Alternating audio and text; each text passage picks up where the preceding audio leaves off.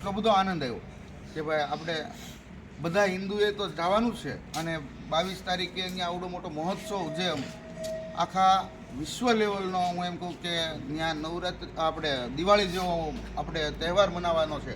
એવી જ રીતે આજે આ ભાઈ અયોધ્યા જાય છે ટુ વ્હીલ લઈને, પોતાની ટુ વ્હીલ લઈને અને પોતાની હારે એક શ્વાન લઈને જાય છે કે ભાઈ કૂતરાને લઈને જાય છે અને કૂતરો પણ એની હારે એનો જીવ જેવો જ તે એની હારે છે.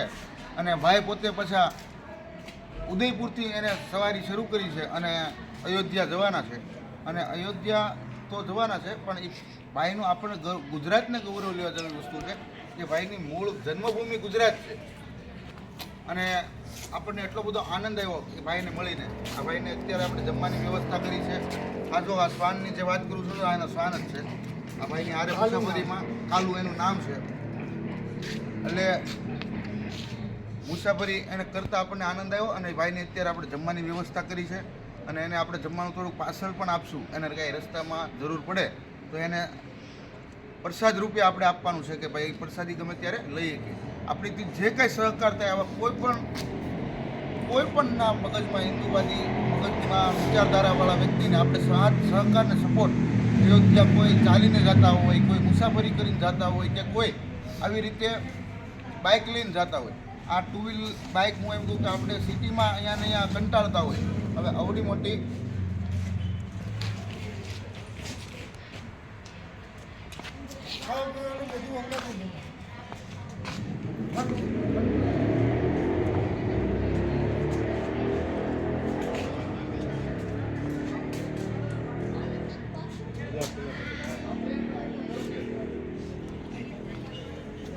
એટલે અવડી મોટી આ ટુ વ્હીલ તમને જે હમણાં બતાવી એ ટુ વ્હીલની મુસાફરી કરી અને ભાઈ છેક અયોધ્યા જવાના છે. હું એમ કહું કે મુવાદથી આપણે રાજસ્થાન આવ્યા, બસમાં આવ્યા છતાંય ઠકાઈ ગયું છે. અને આ ભાઈ એક હિન્દુનું જે વર્ચસ્વ અને એના મગજમાં જે હિન્દુવાદી વિચારધારાવાળા વ્યક્તિ આરે મળવાથી આપણા ગ્રુપને તમામને આનંદ આવ્યો. હું અજયભાઈ બેઠા છીએ, અમને પણ એટલો બધો આનંદ આવ્યો છે. મારી યારે નરેન્દ્રભાઈ છે, અમારા આખા સમૂહ લગ્નના તમામ કપલ છે, એ બધાને પણ આનંદ આવ્યો છે કે ભાઈ આવા વ્યક્તિ હકીકતમાં વિચારધારાવાળા વ્યક્તિ ક્યારેક મળતા હોય ત્યારે અંદરથી દિલમાં ક્યાંક ને ક્યાંક હું એમ કહું કે એટલો બધો ઉત્સાહ આવતો હોય કે ક્યાંક આપણે પણ આવું કંઈક કરીએ. એટલે બધાને હું તો એક જ વિનંતી કરું છું કે આવા હિન્દુવાદી વ્યક્તિઓના સાથ અને સહકાર જેટલો થાય એટલો સાથ સહકાર આપો. ફ્રોડ વ્યક્તિથી ચેતવું, પણ હકીકતમાં જો આપણે એનું નોલેજ લીધા પછી એને હકીકતમાં જો એવા વ્યક્તિઓ આવા હિન્દુવાદી વ્યક્તિઓ જાતા હોય એને સાથ સહકાર પૂરેપૂરો આપવો. એને કાંઈ પણ ઘટે નહીં એના માટે આપણે પૂરેપૂરો વ્યક્તિત્વ રીતે હરેક વ્યક્તિની જવાબદારી છે કે આપણે આપણા ધર્મ માટે કંઈક કરીએ.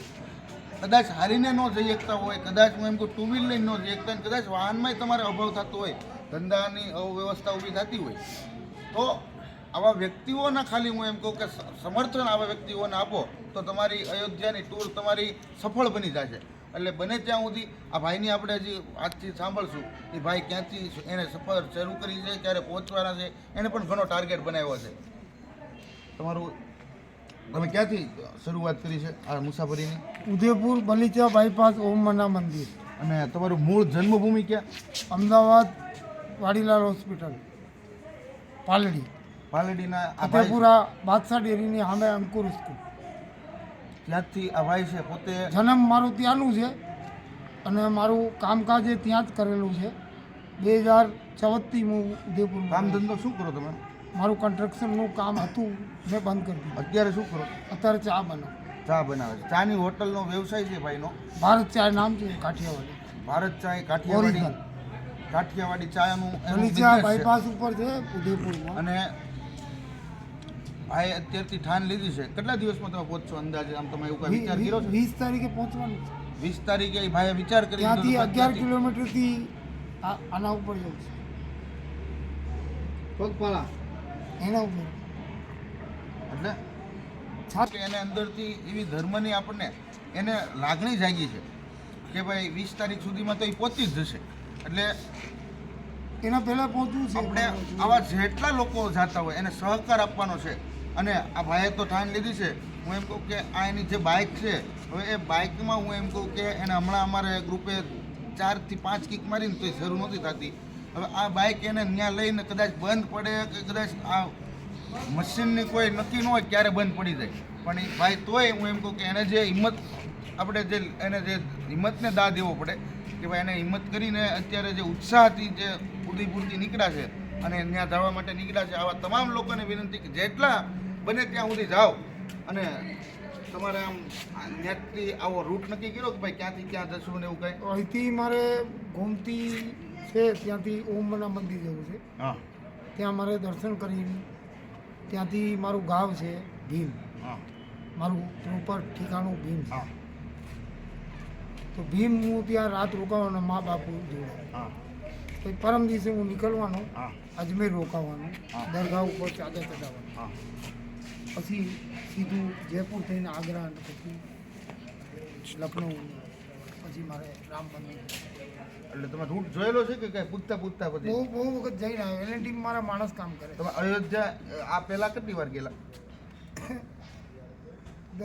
10 વાર ગયો, વધારે ગયો. હે ભાઈ કાર ગયો, પણ અત્યારે એની બાધા લીધી.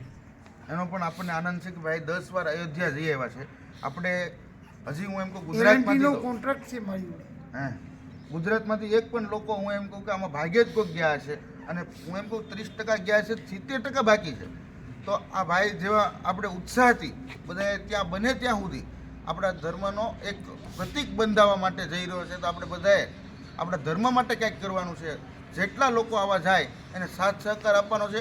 અમે અમારી તરફથી જે કાંઈ સાથ સહકાર ભાઈને થાય છે એટલો કરશું. પણ તમને કોઈ આવા વ્યક્તિ જોવા મળે, જ્યાં પણ જોવા મળે ત્યાં સાથ અને સહકાર દેવા વિનંતી. અસ્તુ. જય શ્રી રામ. મહેન્દ્રસિંહ ચૌહાણ. ભગવાન વિરાજ. બાબાનું નામ છે ભૂસિંહ. જય શ્રી રામ દોસ્તો. આજે અમને હનીમૂન કપલની ટૂર લઈને મહુવાથી જે આવતા જે અમે નાથદ્વારા પહોંચ્યા અને અમને રસ્તામાં એક ભાઈની મુલાકાત થઈ. મહેન્દ્રસિંહભાઈ નામ છે અને એમને હિંમતને કેવી દાદ દેવી પડે છે કે જે બાઇક લઈને એના ડોગ સાથે અયોધ્યા જઈ રહ્યા છે અને લગભગ 1000 કિલોમીટરને એમની સફર છે. અને એમનો ધ્યેય એવો છે કે 22 તારીખે જે આપણો ભવ્ય ઉત્સવ થવાનો છે, પણ 20 તારીખ આસપાસ એમને પહોંચી જવાનો એનો ધ્યેય છે. અને શક્ય બને તો એને 18-19 તારીખ આસપાસ પણ પહોંચવું. મહત્ત્વની વાત એ છે કે મિત્રો, એક શ્રદ્ધાનો વિષય એવો હોય છે કે આપણે સ્ટેટસ મોબાઈલમાં હજારો લોકો મૂકીએ છીએ. અયોધ્યા રામ મંદિર બને, આખો દેશ અત્યારે ઉજવણીની તૈયારી કરી રહ્યા છે. અમે અમારા મહુવા શહેરમાં પણ અયોધ્યાના ઉત્સવની તૈયારી પૂર્ણ રીતે કરીએ છીએ.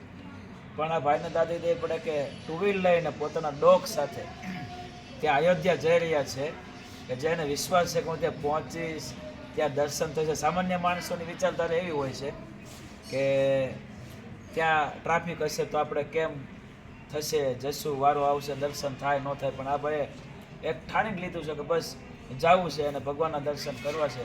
તો પહેલાં તો તમામ ભારતના હિન્દુ ભાઈઓ માટે આ એક બહુ ઉત્તમ ઉદાહરણ છે કે એને હું તાળીથી બિરદાવું છું. બહુ સારી વાત છે. જય શ્રી રામ. જય જય શ્રી રામ. ઓકે, ધન્યવાદ. અને આવી જ રીતે આવા આપણા તમામ એક ઉદાહરણ એવું પણ છે કે અમારા યુવા લોકો માટે એક આપ ઉદાહરણ આજે બની ગયા છો કે આજે તમે બાઇક લઈને જાઓ છો તો બધા યુવાઓને પણ હું કહું છું કે આપણે by car, by train, by bus, ગવર્મેન્ટે બહુ સારી સુવિધા ત્યાં કરી છે. તો જ્યાં ત્યાં એવા કોઈ પણ સ્થળ ઉપર ના જવા કરતાં આપણા ધાર્મિક સ્થળો ઉપર વધારે જાઓ, એવો જ એક મારો ઉદ્દેશ છે સર્વ લોકોને છે. અસ્તુ. ભારત માતા કી જય. જય જય જય જય જય શ્રી રામ. ભારત માતા કી જય.